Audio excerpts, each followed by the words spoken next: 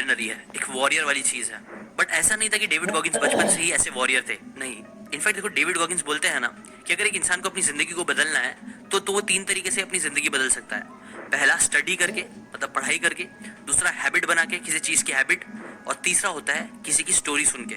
इसीलिए वो इस बुक के थ्रू अपनी स्टोरी आपको बता रहे हैं ताकि आप भी उनकी तरह एक वॉरियर बन सको।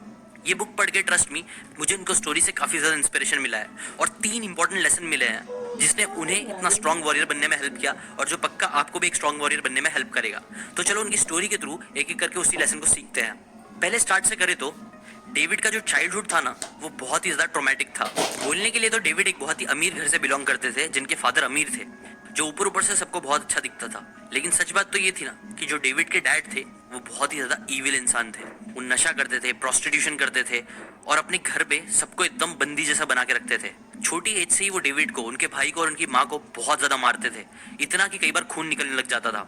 डेविड के डैड कभी कभी उन्हें इतना मारते थे जिसके वजह से उनको निशान आ जाते थे, ऐसे निशान जो हफ्तों तक नहीं जाते थे, जिसकी वजह से वो कई बार स्कूल भी नहीं जाते थे अपने निशान छुपाने के लिए, ताकि निशान किसी को दिख ना जाए।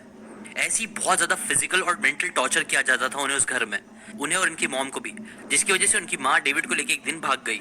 ऐसी बहुत सारी अनगिनत वायलेंस, फिजिकल, मेंटल टॉर्चर उन्होंने झेला था अपनी जिंदगी में, जिसकी वजह से आप बोल सकते हो वो मेंटली बहुत वीक हो गए थे। उनके अंदर जरा भी कुछ भी करने की हिम्मत नहीं थी।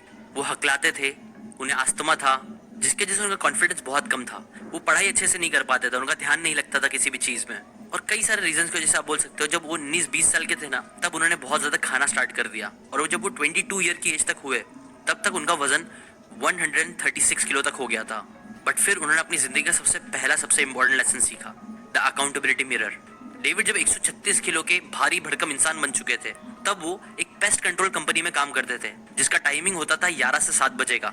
वो रात का जॉब करते थे जहाँ वो कीड़े मकोड़े मारते थे, जो जॉब बहुत ही शेडी सा था, बट स्टिल वो उस काम को कर रहे थे बिकॉज उन्हें पता ही नहीं था कि उन्हें जिंदगी में करना क्या है। ऐसी उनकी जिंदगी थोड़ी बहुत चल रही थी कंफर्ट जोन में, टीवी देखना, डोनट्स खाना। और एक दिन ऐसी टीवी देखते देखते उनको एक आवाज सुनाई दी जब वो वॉशरूम के अंदर बैठे हुए थे। टीवी में से आवाज आई कि नेवी सील्स की जो ट्रेनिंग होती है ना, वो वर्ल्ड की सबसे टफेस्ट ट्रेनिंग होती है। जैसे ही उन्होंने ये बात वॉशरूम से सुनी, वो बाहर निकले और फिर जो नेवी सील्स के ऊपर एक शो चल रहा था उसे उन्होंने पूरा देख लिया, जो देखते ही उन्हें बहुत ज्यादा उसके अंदर इंटरेस्ट आया। तब वो शो देखने के बाद ही डेविड ने डिसाइड कर लिया कि वो एक नेवी सील बनेंगे।